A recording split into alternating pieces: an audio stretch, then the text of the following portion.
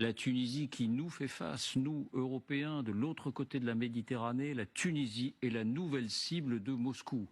Plusieurs éléments épars désormais sont rassemblés, et en particulier la rotation accélérée de ces avions qui fait l'objet d'une alerte américaine qui vient demander des comptes à Tunis. Que se passe-t-il? Comment les Russes sont-ils en train de pénétrer la Tunisie après avoir mis la main, entre guillemets, pas exagéré, mais après avoir posé des jalons sur beaucoup de pays d'Afrique? Voyons d'abord les faits, puis on en discutera. Voici les indispensables avec Justine Fraissinet. Bonsoir Justine. Bonsoir David, bonsoir à tous. Que se passe-t-il entre Russie et Tunisie? Eh bien, depuis quelques jours, des rotations aériennes fréquentes ont été repérées. Des avions russes atterrissent en l'occurrence ici à l'aéroport de Djerba, cette petite île du sud tunisien située à 130 km à l'ouest de la frontière libyenne. Alors, quels sont ces avions ? Que transportent-ils? Eh bien, le journal italien La Repubblica, qui dévoile ces informations, évoque des avions militaires russes dont la nature des activités est encore incertaine. S'agit-il de transport d'hommes, de transport d'équipements? La Repubblica n'en dit rien. Selon le journal Le Monde daté de ce jour, il pourrait s'agir de transport de soldats affiliés à l'ex-compagnie de sécurité Wagner, rebaptisée Africa Corps, venus se reposer sur l'île de Djerba. L'alerte est jugée suffisamment sérieuse pour que Washington, qui surveille en permanence la zone, s'en alerte. Ainsi, le département d'État américain a demandé des explications. Washington demande au gouvernement tunisien de lui transmettre tous les survols et atterrissages des avions de l'armée russe et d'Africa Corps sur son territoire.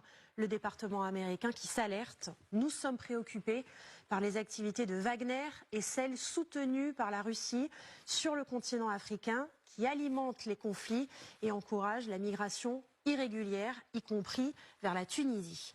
Alors nous avons nous-mêmes cherché à vérifier en consultant les sites de l'aviation civile et on a trouvé la trace de 2 de ces vols, dont celui-ci parti d'une ville du sud de la Russie et qui a bien atterri à Djerba en Tunisie. Cet appareil appartient d'ailleurs à une compagnie aérienne russe, justement sanctionnée pour ses liens avec Wagner. Donc le lien avec le groupe paramilitaire est assez évident.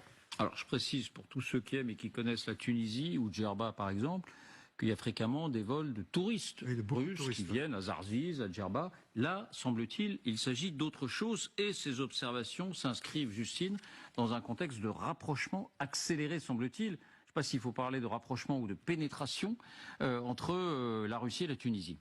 Effectivement, Le Monde parle par exemple d'un discret antisme de Moscou en Tunisie. Il tient en une image Sergueï Lavrov, le ministre russe des Affaires étrangères, et le président tunisien Kais Saied, côte à côte. C'était il y a 6 mois. Lavrov avait effectué une visite en Tunisie. Rapprochement économique aussi. Les importations de céréales russes ont bondi de 435% l'an dernier. Tunis a également multiplié par 3 ses importations d'houille, de pétrole et de dérivés. Moscou manie aussi ce que l'on appelle le soft power russe. La chaîne de propagande Russia Today vient de recruter une correspondante en Tunisie et sa publicité s'affiche sur les panneaux dans les rues de Tunis. Plus étonnant encore, ces images d'un défilé du régiment des immortels dans les rues de Tunis. Vous savez, ce sont ces Russes qui défilent d'ordinaire sur la place rouge à Moscou avec des portraits des membres de leur famille morts pendant la Grande Guerre patriotique. Eh bien, la tradition, vous le voyez, s'exporte désormais également en Tunisie. Pourquoi la Tunisie ouvre-t-elle ses portes à Moscou ? Eh bien, pour Vincent Hugeux, qui est toujours bien informé sur les questions liées à l'Afrique, pour Kais Saied, le président tunisien, c'est une manière de signifier aux Occidentaux, ses alliés traditionnels, qu'il est accueilli à bras ouverts par la Russie. Rappelons que le président tunisien affiche de plus en plus de signaux de dérive autoritaire. Répression des journalistes, répression des avocats, répression des opposants. Et la Russie, elle donc, on peut dire qu'elle est en sa toile. Eh bien oui, la Russie est déjà présente en Libye et soutient le général Haftar. Moscou a noué une alliance avec l'Algérie. Moscou remplace peu à peu les forces américaines au Tchad et au Niger, après avoir remplacé les forces françaises au Mali et au Burkina Faso.